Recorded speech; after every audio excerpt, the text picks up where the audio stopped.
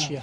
لەسەر کوشتنی دکتۆر وشیان؟ بسم الله الرحمن الرحيم يريدون ليطفئوا نور الله بأفواههم والله متم نوره ولو كره المشركون. بخيراتنا نكم ديارة تيروركردني برئيس مامۆستا وشار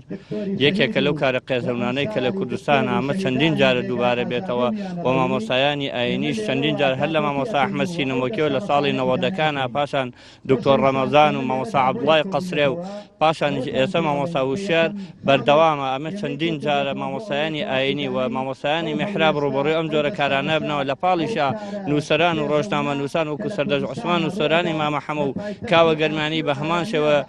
ڕوبەڕووی هەمان کاری قێزەون بوونەتەوە. بۆیە ئێمە لێرەوە بە ناوی خۆمانەوە بە ناوی موسڵمانانی خورماڵەوە بە ناوی ئەم گەنجانەوە لایەنە سیاسیەکانەوە ئیدانەی و کارانە یەکەین داواکان لەلایەنە سیاسیەکان و بەرپرسان و بەتایبەتی دەستگا حیزبی و حکوومیەکانی هەرێمی کوردستان کە بەڕاستی حکوومەتی هەرێم حکوومەتێکی حیزبی سەرفە حیزبەکان ڕۆڵی کاریگەریان هەیە لەمە ئەتوانن ڕێگر بن لەمە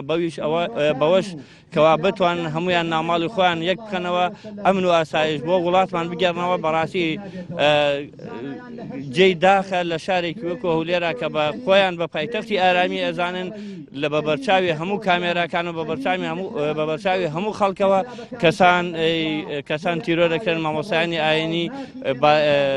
پاسەوانی بارەگاکان تورە دەکرێن بەڵام لە بەرامبەردا هیچ جۆرێک کاردانەوەیەکیان نابێت و تا ئێستا